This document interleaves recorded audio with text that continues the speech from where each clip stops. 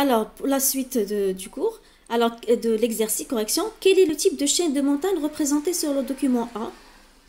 Alors, bien sûr, c'est une chaîne de subduction, comme on avait dit, parce que c'est une zone de subduction, car elle se forme au niveau de la zone de subduction et elle est caractérisée par la présence de volcans et de foyers sismiques.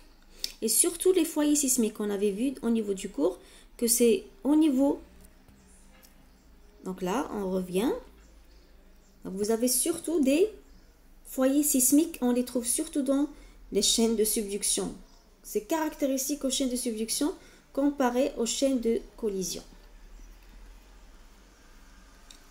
Alors pour l'exercice 2, donc le document suivant représente la chaîne d'Himalaya.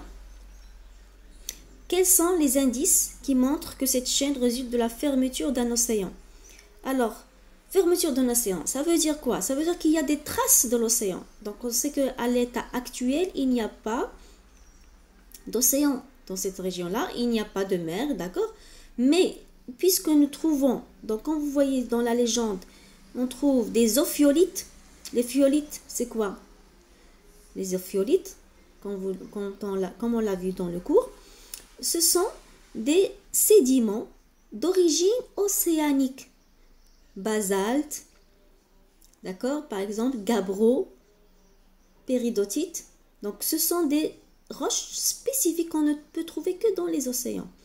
Or, ici, il n'y a plus d'océan actuellement. Donc, ceci nous montre qu'il y avait un océan à un certain temps et que cet océan a disparu au cours du temps.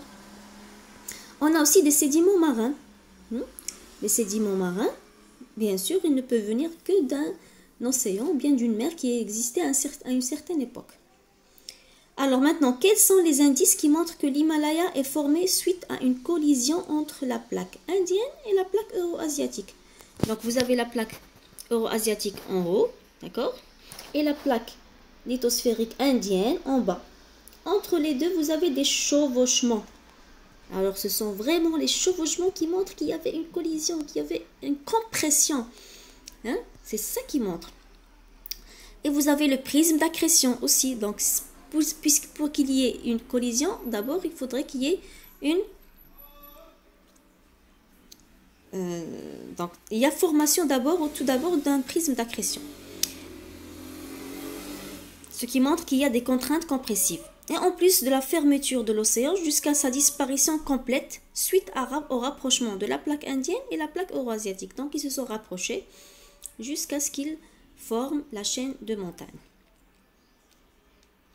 Voilà, ainsi on aura fini la correction de ces exercices. Vous devriez revoir votre cours et la séance prochaine, on va passer à la deuxième partie qui est la reproduction chez les êtres vivants et on va commencer par celle des plantes. À bientôt.